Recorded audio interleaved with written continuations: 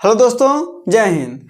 आप सभी को आज रेलवे ग्रुप डी का जो साइंस का ऑब्जेक्टिव क्लास चल रहा है उसमें हम आपको बताएंगे फिजिक्स और उसमें हम आपको बताएंगे तापमापन। ठीक है ना दोस्तों। तो आइए आपको चलते हैं तापमापन या ताप बताते हैं, टेम्परेचर से संबंधित जो क्वेश्चन आपको आते हैं वो आपको आज बताया जाएगा। ठीक है दोस्तों, आते हैं पहले क्वेश्चन पर। देखते हैं पहला क्वेश्चन क्या है। कह रहा है कि 0 डिग्री सेंटीग्रेड कितने फ़ारेनहाइट के बराबर है। कह रहा है कि 0 डिग्री सेंटीग्रेड आखिर कितने फ़ारेनहाइट के बराबर है भाई, ये हमको जरा बताओ। तो सबसे पहले हम आपको एक फार्मूला बताते हैं और फार्मूला क्या है वो बहुत इंपॉर्टेंट है। तो आपको फार्मूला हम आपको बता देते हैं कि कह रहा फार्मूला C/5 बराबर F-32/9 बराबर K-273/5। जहां पर क्या है, सी क्या है भाई साहब, ई है डिग्री सेल्सियस हो, ये क्या है डिग्री सेल्सियस, और इसी का पुराना नाम था डिग्री सेंटीग्रेड। क्या नाम था? डिग्री सेंटीग्रेड पुराना नाम था। और एफ क्या है, तो ये है आपका फ़ारेनहाइट का है, फ़ारेनहाइट। के क्या है महाराज, तो ये है आपका केल्विन। क्या है आपका? केल्विन। और यह संबंध होता है, ठीक है ना, ये तीनों संबंध होता है। अगर इस संबंधवा अगर याद रहेगा तो कोई भी आप बदल सकते हैं। अगर कहेगा डिग्री सेंटीग्रेड को फ़ारेनहाइट में बदलने के लिए तुरंत बदल देंगे, फ़ारेनहाइट को केल्विन में बदलने के लिए कहेगा तुरंत बदल देंगे, डिग्री सेंटीग्रेड को केल्विन में बदलने के लिए कहेगा तुरंत बदल लेंगे। तो जरा ये देखते हैं कि 0 डिग्री सेंटीग्रेड को फ़ारेनहाइट में बदलना है तो हम कैसे बदलेंगे। अब देखो भाई साहब, डिग्री सेंटीग्रेड और फ़ारेनहाइट को बदलना है तो दुइया ठो लेकर के चलेंगे। तो क्या लेकर के चलेंगे, C/5 बराबर F-32/9। अब कह रहा 0 डिग्री सेंटीग्रेड, इसका मतलब ये हुआ कि सेंटीग्रेडवा का मान कितना दिया है, 0। कितना दिया है, 0। तो जरा रख दो हीरो। तो 0/5 बराबर F-32/9। तो 0 बटा कुछ रहता है, 0 क्या करता है, सबको खा जाता है। और इधर ये गुणा कर भाग कर रहा था, इधर गुणा करेगा तो क्या हो जाएगा हो, यहां से आ जाएगा आपका F-32 बराबर 0। तो F बराबर 32 डिग्री। इसका मतलब ये हुआ कि 0 डिग्री सेंटीग्रेड को हम कितना लिख सकते हैं, लिख सकते हैं 32 डिग्री फ़ारेनहाइट। बस अगर इसी को केल्विन में बदलना होता तो क्या कर लेते महाराज, तो हम क्या करते यहां पर, तब हम C/5 बराबर हाई वाला लेकर के चलते, K-273/5।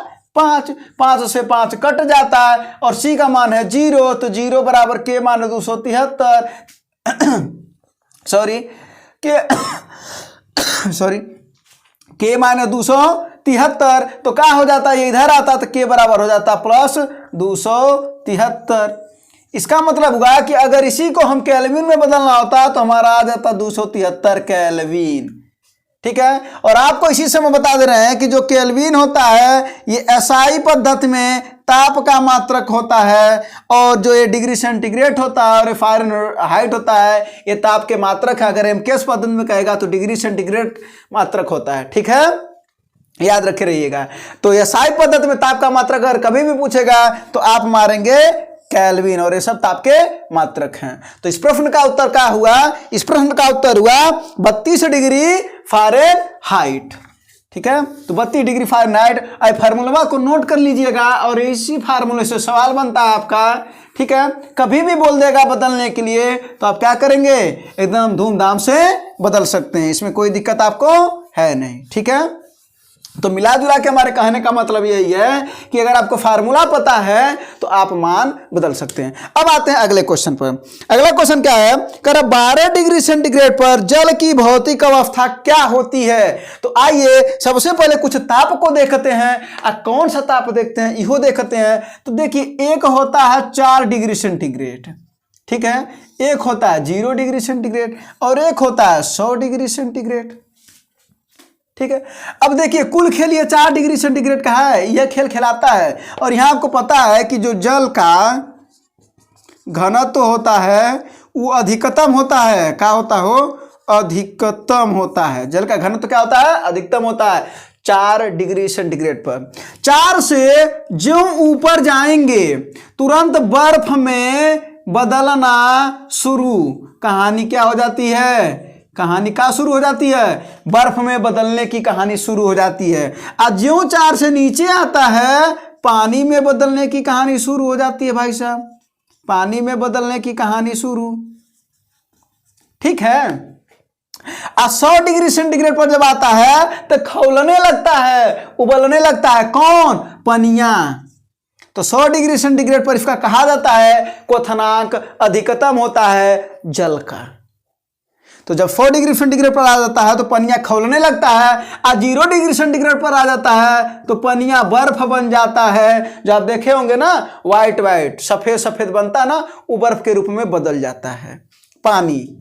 तो यह कुल खेल है। तो यानी 4 डिग्री सेंटीग्रेड से जब हम ऊपर जाएंगे तो बर्फ में बदलने की कहानी शुरू, और जो 0 डिग्री सेंटीग्रेड पर आ जाएंगे बर्फ बन गया, कहानी खत्म पानी की, द्रव बदल गया ठोस में।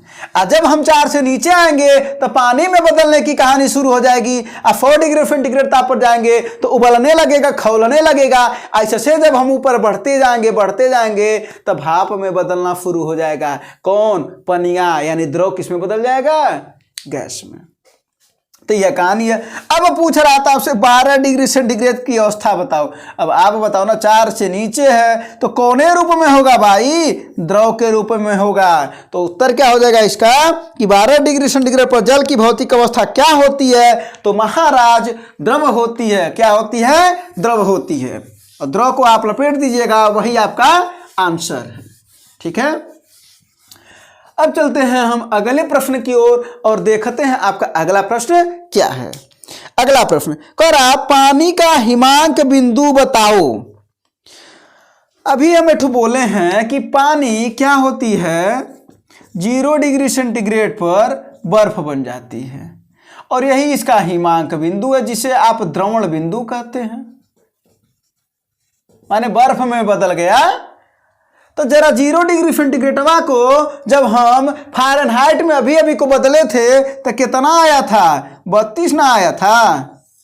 क्या कर रहे हैं, सॉरी, हाँ 32 डिग्री फ़ारेनहाइट आया था ना जब हम 0 डिग्री सेंटीग्रेड को बदले थे। इसको ऐसे लिखते हैं, 1 मिनट, 32 डिग्री फ़ारेनहाइट यह ना आया था। तो अब बताइए कि जब ये बर्फ में क्या बोले थे, हाँ अगर ये बर्फ रहेगा तो उसका जो फ़ारेनहाइट में तापमान होगा वो 32 डिग्री फ़ारेनहाइट होगा, और अगर केल्विन में पूछता तो 273 केल्विन होता। एक प्रश्न और बता दे रहे हैं आपको। तो इस प्रश्न का उत्तर क्या है महाराज? इस प्रश्न का उत्तर होगा कि पानी का हिमांक बिंदु क्या है? तो आप कह सकते हैं चाहे 0 डिग्री सेंटीग्रेड है, चाहे आप कह सकते हैं 32 डिग्री फ़ारेनहाइट है, चाहे आप कह सकते हैं 273 केल्विन है, मर्जी आपकी। तो सुना ना कि मर्जी गोविंद के किराए पर भेली, एक बात होता है। ठीक है, तो वह है, तो कुछ भी आप कह सकते हैं। अब आते हैं हम अगले क्वेश्चन पर और देखते हैं कि हम आपका अगला क्वेश्चन क्या है। तो अगला क्वेश्चन बताते हैं आपको। ठीक है, अगला क्वेश्चन करा, परम शून्य ताप क्या है? तो देखो भैया, परम शून्य ताप क्या होता है समझ लो परम शून्य ताप क्या होता है। परम शून्य ताप वो ताप होता है जिसके नीचे कोनो ताप संभव नहीं है, जिसके नीचे कोनो ताप संभव नहीं होते हैं, और उस अवस्था में जो जो ठोस के अणुओं की गतिज ऊर्जा शून्य हो जाती है। तो परम ताप कहते हैं 0 केल्विन को लेकर के या -273 डिग्री सेंटीग्रेड। इसका मतलब अब ये बताओ आप, जब 0 डिग्री सेंटीग्रेड था तो बर्फ था, इसका मतलब हुआ कि जितना 4 से जब 0 पर आया था तो बर्फ था, तो जितना हम बढ़ते जाएंगे इसके नीचे, इसका मतलब माइनस वाले तो आते जाएंगे ना, तो जब माइनस वाले आते जाएंगे वो बर्फ में बनना शुरू हो जाएगा। अब जब -273 डिग्री सेंटीग्रेड ताप हो जाएगा तो उसके अणुओं की जो गतिज ऊर्जा होती है वो शून्य हो जाती है, और उसी ताप को हम परम शून्य ताप कहते हैं। और वही होता है एक ऐसा ताप जिससे न्यूनतम ताप ना हो पाए। तो 0 डिग्री केल्विन कह सकते हैं, या ये -273 डिग्री सेंटीग्रेड से नीचे। तो इस प्रश्न का उत्तर होगा 0 से 273 डिग्री सेंटीग्रेड। ठीक ना, इसी 0 डिग्री सेंटीग्रेड को आप 273 डिग्री सेंटीग्रेड कहते हैं, सॉरी 0 डिग्री केल्विन को। ठीक है, ये आपका उत्तर हो गया। तो अपरम ताप भी आपको समझ में आएगा कि वह न्यूनतम ताप जबकि किसी भी पदार्थ के अणुओं की गतिज ऊर्जा शून्य हो जाती है, वह होता है परम शून्य ताप या परम ताप। तो याद रखे रहिएगा। तो इसका आंसर भी आपको मिल गया, पहला वाला इसका आंसर है। अब चलते हैं हम अगले प्रश्न की ओर और देखते हैं आपका अगला प्रश्न क्या कह रहा है। कह रहा है कि क्रायोजेनिक किसको दर्शाता है। तो ए महाराज, क्रायोजेनिक जो दर्शाता है वो कम तापमान को दर्शाता है। इसका यूज होता है जीएसएलवी में। जीएसएलवी जितने भी आपके वो इंजन बनाए जाते हैं ना, जीएसएलवी बनाती है, तो इसका फुल फॉर्म आप बताइएगा कमेंट बॉक्स में। ये पूछा गया क्वेश्चन है, जीएसएलवी का फुल फॉर्म बताइएगा आप सभी लोग। तो क्रायोजेनिक में क्या होता है, कम ताप लगता है और इसी वजह से इसका यूज किया जाता है। जीएसएलवी जितने भी प्रकार के जेट इंजन होते हैं उसमें इसका यूज किया जाता है। ठीक है, तो ये है आपका क्रायोजेनिक जो रॉकेट इंजन में यूज होता है। अगला प्रश्न चलते हैं और अगला प्रश्न को, और आप जीएसएलवी का फुल फॉर्म जरूर बताइएगा। ठीक है, हाँ, जीएसएलवी का फुल फॉर्म जरूर बताइएगा। अगला प्रश्न है कि लगभग किस तापमान पर पानी का घनत्व अधिकतम होगा। लो यही बताए हम आपको कि 4 डिग्री सेंटीग्रेड पर पानी का घनत्व क्या होगा, अधिकतम होगा। 0 डिग्री सेंटीग्रेड पर पानी का हिमांक बिंदु क्या होता है, अधिकतम होता है, यानी वो बर्फ में बदल जाता है, वही उसका द्रवण बिंदु है। और 100 डिग्री सेंटीग्रेड पर पानी क्या होता है, खौलने लगता है, उबलने लगता है, वही उसका क्वथनांक है। तो ऐसे ही कुछ क्वेश्चन पूछे जाते हैं। अगला कह रहा है कि केल्विन पैमाने पर मानक कक्षीय तापमान कितना होता है। देखिए, एक है 20 से 25 डिग्री सेंटीग्रेड, एक है 98.4 डिग्री फ़ारेनहाइट और एक है 273 केल्विन। यही होता है कक्षीय ताप, कमरवा का ताप हो। तो क्वेश्चन यही था ना आपका कि केल्विन पैमाने का मानक कक्षीय तापमान कितना होता है। तो मानक का मतलब हुआ कि यही कुछ कि जब कमरे का आपका तापमान 20 से 25 डिग्री सेंटीग्रेड रहे, चाहे आप कह सकते हैं 98.4 डिग्री फ़ारेनहाइट रहे, चाहे आप कह सकते हैं 273 केल्विन रहे, तो आप सीधा सा बात कर सकते हैं कि वह उस कमरवा का तापमान है जिसमें आप रह करके सुन रहे हैं इस बात को जो आपको बताया जा रहा है। ठीक है, और ये बिल्कुल कंफ्यूजन ना रखिएगा, रत्ती भर का कंफ्यूजन ना रखिएगा कि जो मनुष्य के शरीर का, हमारे शरीरिया का जो तापमान है, वो हमारे शरीरिया का तापमान कितना है, 98.6 डिग्री फ़ारेनहाइट। याद रखिएगा। और यहाँ पर है कमरे का तापमान है, कमरे का तापमान 98.4 डिग्री फ़ारेनहाइट।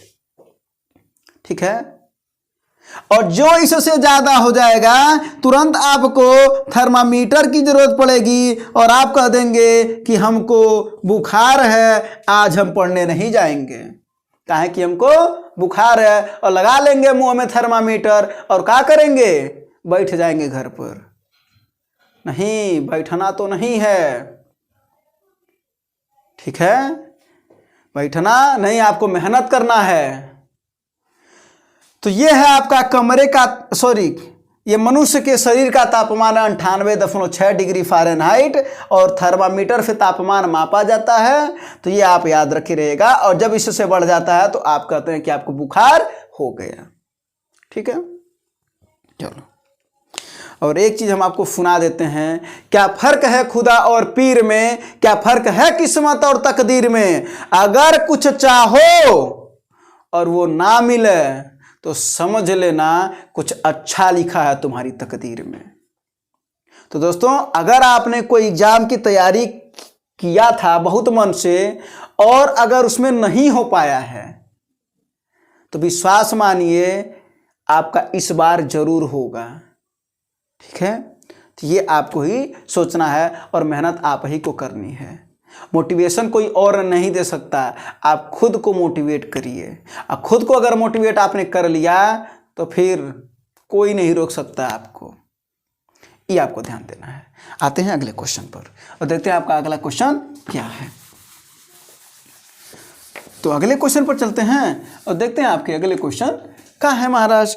तो अगला क्वेश्चन का है हो इन लोगों का कह रहा है कि सेल्सियस एवं फ़ारेनहाइट स्केल पर किस तापमान पर एक समान पाठ्यांक दर्शाएगा। तो जरा देखते हैं, फार्मूला पता है C/5 बराबर F माइनस 32/9। तो ई बताओ, कह रहा है कि किस तापमान पर ई बराबर बराबर होंगे। हम मान लेते हैं, माना C बराबर F। ना बुझे कह रहा ना कि सेंटीग्रेड पैमाने को फ़ारेनहाइट में कब बराबर हो जाएगा। हम कह रहे हैं कि अब बराबर हो गया, सी को हमने एफ के बराबर कर दिया। तो बस वही करना, यानी सी के जगह यहाँ एफ रख दो, चाहे एफ के जगह यहाँ सी रख दो। तो C/5 बराबर एफ की जगह यहाँ हम सी रख देते हैं, C माइनस 32/9। 9 का इधर गुणा होगा तो 9C हो जाएगा, 5 का इधर गुणा होगा तो 5C माइनस 32 बच्चे कितना हो जाएगा हो, 5 दूना 10 5 3 15 1 16। और इसको इधर भेज दो तो क्या हो जाएगा हो, 4C बराबर माइनस 160। 4 से फलाने को काट दीजिए तो आपका आ गया माइनस 40। इसका मतलब हुआ सी का मान आया है आपका माइनस 40। तो जब सी का मान माइनस 40, का एफ का मान माइनस 40 नहीं होगा का? अरे होगा, कैसे नहीं, वही तो हम बराबर मान करके चले हैं। इसका मतलब ई हुआ कि माइनस 40 पे दोनों बराबर हैं। कौन? सी भी और कौन? एफ भी। इसका मतलब सेंटीग्रेड पैमाना और फ़ारेनहाइट पैमाना कब बराबर होता है? तो आप कहोगे माइनस 40 डिग्री सेंटीग्रेड पर बराबर होता है। और अगर हम कह देते कि बताओ सेंटीग्रेड पैमाना केल्विन पैमाने के बराबर कब होगा, तो महाराज इसी के सामने एक और फार्मूला हम लिख दे रहे हैं, यही ना है K माने 273/5। तो यहां पर K को हम C कर देते ना, कर देते। तो जब हम K को C कर देते फिर हम निकाल लेते, आंसर आ जाता। उसका आंसर आप चाहें तो आप कमेंट बॉक्स में बता दीजिएगा अगर आपको समझ में आया होगा तो, जैसे हमने इसको रखा है। तो याद रखे रहिएगा, ये बहुत इंपॉर्टेंट क्वेश्चन है, बहुत जगह पूछता है। तो माइनस 40 डिग्री सेंटीग्रेड और फ़ारेनहाइट दोनों बराबर होते हैं माइनस 40 पर। ठीक है, अगले क्वेश्चन पर चलते हैं और देखते हैं आपका कि अगला क्वेश्चन क्या है। चलो अगला क्वेश्चन देखते हैं। अगला क्वेश्चन क्या है, कह रहा है कि परम शून्य दाब की प्राप्ति कब होती है। अब अहिनवा को बताए हैं कि परम शून्य दाब, या वह इसी को कहते हैं परम शून्य ताप। तो परम शून्य ताप कब मिला था आपको? जब आपका तापमान माना 273 डिग्री सेंटीग्रेड के नीचे गया था तब मिला था आपको। तो वही है, यही इसके पहले तो बताएं परम शून्य ताप के बारे में। तो उत्तर क्या हो जाएगा आपका, 273 डिग्री सेंटीग्रेड के तापमान पर, माइनस 273 डिग्री सेंटीग्रेड के तापमान पर। इस प्रश्न का उत्तर यही है। इसके पहले वाले में हम आपको समझा भी दिए हैं, है ना? नहीं समझाया तो आप बताइए। हाँ, अगला क्वेश्चन क्या है वो देखते हैं। करा एक एल्कोहल का क्वथनांक 78 डिग्री सेंटीग्रेड है तो केल्विन पैमाने पर तापमान कितना होगा? एल्कोहल का तापमान 78 डिग्री सेंटीग्रेड है तो केल्विन को बदलने में कह रहा है। तो जरा बताओ, C/5 बराबर होता है K माना 273/5। अब इसी को बदलना है तो क्या करेंगे? अब क्या करेंगे बताइए। 5 से 5 काट दीजिए, C का मान है 78 तो 78 बराबर हो जाएगा K माइनस 273। और जब इसको इधर भेज देंगे तो K बराबर हो जाएगा 273 प्लस 78। जोड़ने आता है तो जोड़ जाड़ लीजिए इसको, 8 3 हो गया 11, और 7 7 14 1 15, और 2 और 1 3, 351 क्या केल्विन। इसका मतलब 78 डिग्री सेंटीग्रेड को जब बदला तो कितना आया? 351 केल्विन आया। और ये किसका ताप दिया था? एल्कोहल, शराब जानते हैं ना? क्या तो इसको कौन नहीं जानता? C2H5OH, यह तो होता ना एथिल एल्कोहल आपका। जब केमिस्ट्री बताया जाएगा तो इसको भी बताया जाएगा। ठीक है, और फिजिक्स की थ्योरी तो आपको पूरी कंप्लीट कर दी गई है, केमिस्ट्री की थ्योरी बची है, उसको भी यही कंप्लीट करा दिया जाएगा आपको। ठीक है, तो अल्कोहल का यही है। तो कुछ हिसाब किताब समझ में आपको आ गया होगा, है ना, बिल्कुल समझ में आ रहा होगा। अब देखते हैं कि आपका अगला क्वेश्चन क्या है। ठीक है, आपका अगला क्वेश्चन क्या है महाराज। हाँ, कह रहा है उस तापमान का मान ज्ञात करिए जो मानव शरीर का सामान्य तापमान माना जाता है। ये देखो क्वेश्चन आ गया। अभी को हम बताए थे क्या कि कमरे का तापमान फ़ारेनहाइट में 98.4 होता है और शरीर का तापमान होता है 98.6 फ़ारेनहाइट। और यही बताया ना, इससे जब ऊपर बढ़ जाता है तो आदमी को क्या होता है, बुखार चाप लेता है और आदमी आराम से घर में पड़ा रहता है। ठीक है, हाँ, और एक और चीज़ बता दे रहे हैं कि कभी कभी कुछ उपाय बता रहे हैं। अगर आपको बुखार हो जाता है तो आप जानते क्या करिए, कभी भी जब बुखार हो जाता है तो आपकी एनर्जी क्या हो जाती है, बहुत डाउन होने लगती है। उस समय आप खाना पूरा भरपेट खाया करिए। खाने की क्षमता तो होती नहीं है और ये लगता है कि यार खाना कैसे खाएं, और खाना खा भी लेते हैं ना तो ये लगने लगता है कि अगर हम खाना भरपेट खा लेंगे तो घर वाले कहेंगे तो बुखार इसको कैसे हो गया, है ना। अगर खाना भरपेट खा लेंगे तो लोग क्या कहेंगे कि इसको बुखार नहीं है, पक्का ही झूठ बोल रहा है। लेकिन आपको बता दे रहे हैं कि अगर आपको बुखार हो जाए तो आप खाना भर पेट खा लीजिए, फिर आपका बुखारवा का हो जाएगा, हो अच्छा हो जाएगा। कहाँ कि शरीर को लड़ने की क्षमता मिल जाती है, एनर्जी मिल जाती है। और जब एनर्जी मिल जाती है तो हम घूमने टहलने लगते हैं, तो फिर उसके बाद फिर शरीर अपना एनर्जी एक्वायर कर लेता है, फिर उससे लड़ जाता है, जिसके कारण हमको बुखार हुआ है, फिर हम चंगा हो जाते हैं। तो ये समझ लीजिएगा कि कभी बुखार हो जाएगा ना तो खाना भरपेट खाइएगा। ठीक है, चलते हैं अगले क्वेश्चन पर और देखते हैं आपका अगला क्वेश्चन क्या है। अगला क्वेश्चन क्या है, हाँ, अगला क्वेश्चन इनका है कि करा निम्न में से कौन सा तापमान का मात्रक नहीं है। तो ए महाराज पास्कल नहीं है। कौन कौन है, सेंटीग्रेड। कौन, सेंटीग्रेड, इसी का नाम अब क्या है, सेल्सियस। क्या है, सेल्सियस। और कौन, केल्विन। यह तो एसआई पद्धति में मात्रक है ना ताप का। और कौन है, फारेनहाइट। ठीक है, ये सब क्या है, मात्रक है ताप के। पास्कल किसका मात्रक है, पास्कल किसका मात्रक है, बता दो। पास्कल किसका मात्रक है, बोल दो कि हम नहीं मानेंगे और बताएंगे जरूर। इस किसका मात्रक है, दाब का। किसका मात्रक है, दाब का। और दाब का मात्रक होता है पास्कल। ठीक है, और इसी को न्यूटन प्रति मीटर स्क्वायर कहते हो, है ना। और दाब बराबर होता है ना बल बटा क्षेत्रफल। होता है कि नहीं होता है, होता है। तो ऐसे कुछ क्वेश्चन है, तो इसका उत्तर हो जाएगा पास्कल मात्रक नहीं है तापमान का। अगला क्वेश्चन कह रहा है कि बर्फ का गलनांक बिंदु क्या है। देखिए बर्फ का गलनांक बिंदु हम आपको बता चुके हैं और इसका आंसर आप लोग कमेंट बॉक्स में बता दीजिएगा। ये प्रश्न आपके लिए है। अगर आपने समझा होगा तो हमने आपको गलनांक बिंदु बता चुका है और आप बताएंगे इसका आंसर कमेंट बॉक्स में। और ये सब आपके कुछ प्रश्न थे, उम्मीद करते हैं आपको समझ में आया होगा। और अगर समझ में आया होगा तो क्लास को लाइक जरूर कर दीजिएगा, शेयर कर दीजिएगा। दोस्तों चलते हैं, धन्यवाद। और हाँ, एक और आपको बता दे रहे हैं कि आपको मैथ का भी क्लास चलाया जा रहा है, आप उसको भी देखिए। और अगर चीज़ें समझ में आ रही हैं तो अच्छी बात है, नहीं समझ में आ रही है तो ज़रूर बताइए। हम अपनी तरफ से और भी कोशिश करेंगे आपको समझाने की, ताकि आपका एग्जाम जरूर निकल पाए और आप अपना सपना, अपने घर वालों का सपना जरूर पूरा करें। ठीक है दोस्तों, धन्यवाद, जय हिंद।